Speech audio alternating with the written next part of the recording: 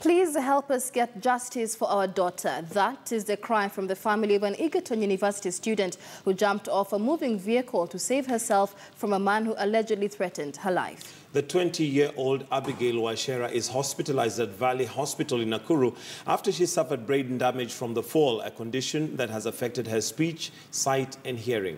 Sharon Momanyi has that story. Inside the Valley Hospital in Nakuru, anguish overwhelms Abigael Wachera. Unable to use her limbs and hardly able to see and hear, hospital has been her second home since the fateful day of January 28, 2017.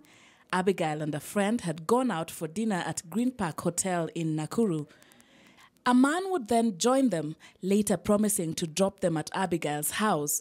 Things took a different twist once they got into the car. He became aggressive to us, saying that he would take us somewhere, kuna giza, somewhere no one would access us, no network access.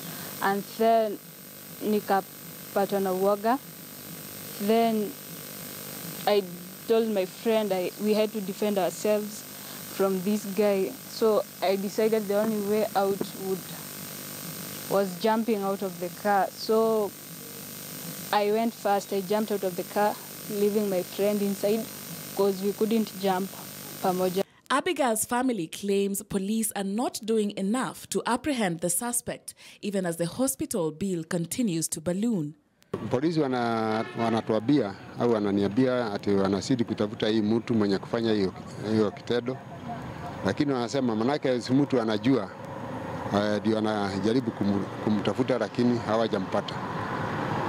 Wanasema tusijali ati siku moja atashikwa tu, ndio tumeambiwa na OCPD wa Nakuru.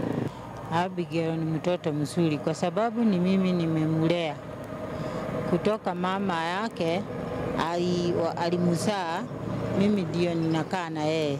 Speaking to KTN News on phone, Nakuru OCPD Joshua Omukata said his officers are addressing the matter. You are blaming the police kila siku ya kwamba polisi hawafanyi kazi. Jaribu sana, in fact mimi ndio nataka sana huyo mtu. This man is a radio repairer. Na ni mtu ana namna man was staying, tumeenda alihama huko kitambo, simu yake alizimwa na this man has not been seen anywhere. This man has not been arrested. This man has not been seen, and we are still in the process of looking for this man na tunajaribu kumtafuta. So if there is anybody who can have any clue to indicate to us this person ni mahali yako, we shall get there even right away now na tushike huyo mtu.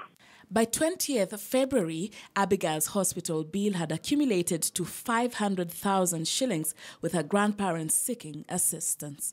Sharon Momanyi, KTN News. Very sad incident right there. And it just reminds me of a conversation we were having with you, Michelle, yesterday, where we were saying Kenyans sometimes we're too open and too naive, too trusting. Actually, it borders on being stupid, really. I don't know if it's our culture or our tradition, but I mean, just getting into a stranger's car, and I mean, it's very unfortunate what happened to Abigail, but just getting into a stranger's car and trusting that it will take you where they said they will is a bit naive. It's a tragic story.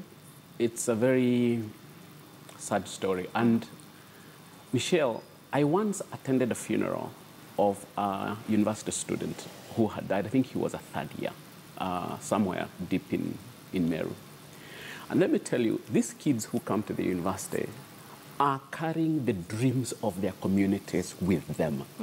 And when something like this happens to a girl like this, it is not just her life that is ruined. It is the life of her family, it's the dreams of her community. The tragedy is bigger than it looks. And I usually tell girls in the university, when you're coming here, your mother gave you some advice, okay? Listen to that advice. When she tells you, don't get into cars of strangers. Don't. You know, you come to the university and you think that the rules of your mother are very old and and archaic. They are the ones that will save your life. And nowadays with technology, it's even worse because you know people can infringe on your privacy anytime. Just giving out your number to anybody, your phone number alone can provide so much information about you. Yeah, absolutely. It's very sad. I was just talking about an incident where I asked somebody for their number and they freely gave it to me in a restaurant, and I thought to myself, how dangerous, because they don't know who I am. But that's a day and age we're in, and really, to bring the point home, do not be naive and trust strangers. So let's now take a look at business.